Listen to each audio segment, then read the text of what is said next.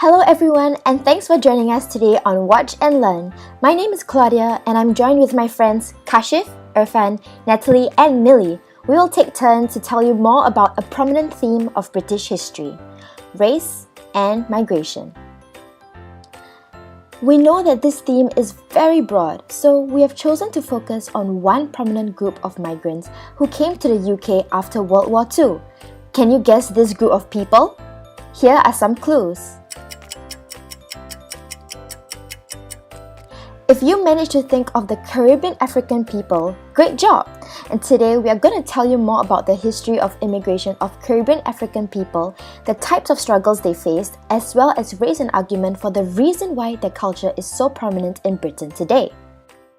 But firstly, why exactly was there a sudden influx of African Caribbean people in the UK? Well, we can start by thanking World War II for that.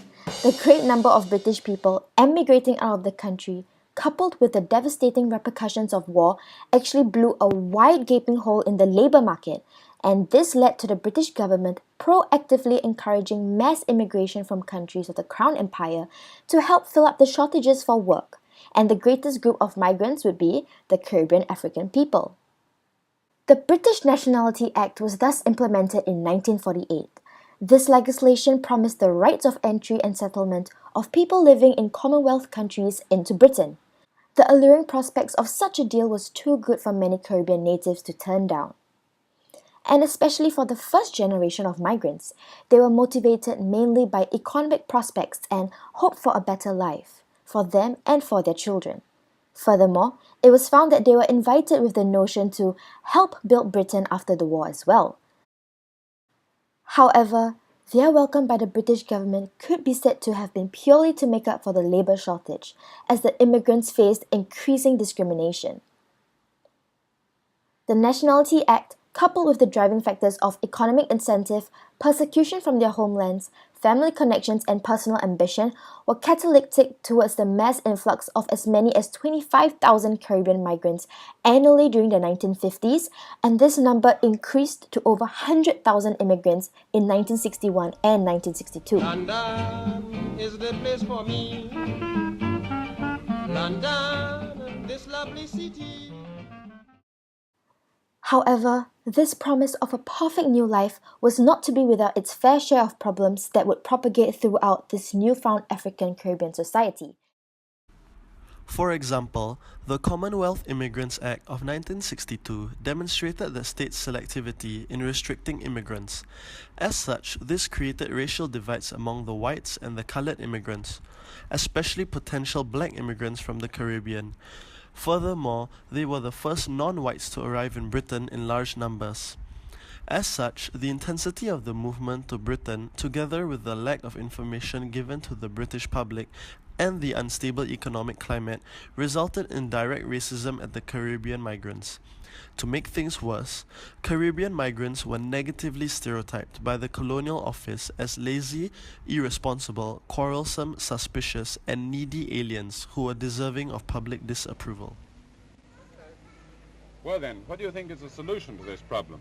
We believe in preventing the evils which must result from mass-coloured immigration by removing the problem completely. We believe in doing that by stopping all further coloured immigration into our country and by repatriating with every humane consideration the coloured immigrants already here.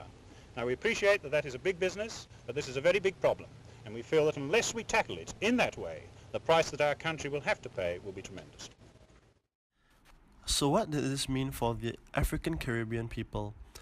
Well, they were mostly relegated to low-paying jobs, placed in materially and socially disadvantaged neighborhoods, and faced racial violence. For example, only 22% of the Caribbean migrants had worked in unskilled or semi-skilled jobs back in the Caribbean, but when they migrated to Britain, this figure rose to 63%, and those that worked in skilled or professional jobs back in their homeland could only find manual work in London. We also made a point of visiting major employers. They were quite happy to employ coloured people, providing they weren't visible. In other words, if they worked in the kitchens, that was all right. But employers felt that shoppers wouldn't like to see coloured hands handling food over the counter. They thought that ladies wouldn't be happy to buy their underwear from coloured girls. There was even racial segregation in schools. African Caribbean schoolboys were racially discriminated, not only by classmates but by teachers too.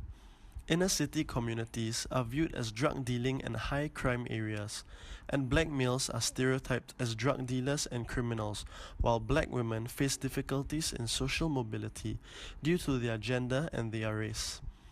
However, Caribbean culture has been seen apparent in various aspects of British life following the end of World War II. The question to ask is therefore, why have Caribbean forms of expression been popular amongst British culture, but yet Caribbean migrants are still racially discriminated against? We are arguing that Caribbean culture has been separated from their people, and instead incorporated into British history. As such, the British have seen it as a form of their own culture rather than originating from Caribbeans. In other words, British people love black culture but ignore the plight of black people. This perception of Caribbean culture disconnects the Caribbean migrants from their culture and relegates them as aliens in the UK. Let's take the Notting Hill Carnival as an example for this cultural appropriation. In 1958, there was an increase in violent attacks on Caribbean people. A group of 10 white youths committed serious assaults on 6 Caribbean men in 4 separate incidents. Also, there was a brutal murder of an Antiguan immigrant, Kelso Cochrane, in 1959, which also spurred the creation of the West London Street Festival. The festival's original purpose was a response to the problematic state of race relations at the time. However, many now seem to have forgotten the political and social tensions which created the carnival, or why Caribbean culture gained prominence in England. And unfortunately, that trend is set to increase. Last year's carnival marked the 50th anniversary of Notting Hill Carnival, the largest street carnival in Europe. But as it grows another decade older, this celebration of the lives of black people and immigrants in Britain has become progressively less representative, both politically and culturally, of those who first created it and those it was designed to serve. Instead, the carnival now primarily appears to cater for white British revellers, despite 44% of London being of black and ethnic minority. Even when it comes to the cultural products of black struggle, a whole race is still treated as inferior. Many young people attending the Notting Hill Carnival are concerned primarily with drinking and partying into the early hours of the morning. Little thought is given to the long-standing misfortunes of London's Afro-Caribbean community, or even to the origins of Caribbean Carnival itself. As Akala, one of the UK's most successful hip-hop artists, puts it, some people would like to enjoy African Caribbean culture, just without African Caribbean people. Those who have benefited from Western colonial history don't like to deal with its social injustices. They just want to have fun. The Notting Hill Carnival is, therefore, a prime example of how Caribbean culture has been separated from its people and incorporated into British history and culture. Additionally, aspects of Caribbean culture have been appropriated for British popular media. Reggae and black music were once seen as primitive and sexual. It was only seen acceptable when it was sanitized, for example, by Nat King Cole, or if sung by white singers like Elvis Presley. However, styles of Caribbean culture were quickly appropriated by white youths in the UK. During the 1970s, the white British mod style appropriated both the sharp suits and the ska music from African Caribbean youth, while still remaining highly racist. Additionally, black pride music could be easily relatable to white working-class youths because of expressions of rebellion and opposition. The black pride lyrics were thus rewritten into white pride lyrics, hence separating the genre of black music with its historical background and purpose, as well as assimilating these forms of culture into British history. But just as black teenagers felt they had finally found their identity, something very familiar happened. White punks got in on the act. They too quite fancied rebelling in this laid-back, exotic way, even if they didn't quite get it. can't really understand why on the same hand you can be racist, but on the other hand your theme tune is black music. You know, that is for them to kind of resolve, but that was what was going on there. Whatever logic drove punks and skinheads to adopt reggae, the fact that whites could so easily do black culture was a problem. Britain's black youth found that although they were seen as cool, theirs was still a world of no jobs and no money. As seen from the examples of the Notting Hill Carnival, as well as the appropriation of Caribbean music, it illustrates how the Caribbean culture have become disassociated with its historical origins and instead incorporated into a part of British national history. As read from an interview with Bello, a 43-year-old second-generation Nigerian, he mentions that a Nigerian never emphasizes being black. We just talk about being Nigerian or being African. It is only West Indians who emphasize the word black. That is what I have noticed. Black is important to them. I think this has to do with the fact that they are disconnected with their culture, so they associate with black. Thus, when dealing with race in Britain, multiculturalism, in this case the West Indies, has largely been a social, bottom-up movement which requires greater political commitment. This disconnection of Caribbean culture from the migrants show the difficulties that they have faced in attempting to assimilate into British society. Coupled with their status as second-class citizens in British society, this has caused many migrants to feel displaced among British majority.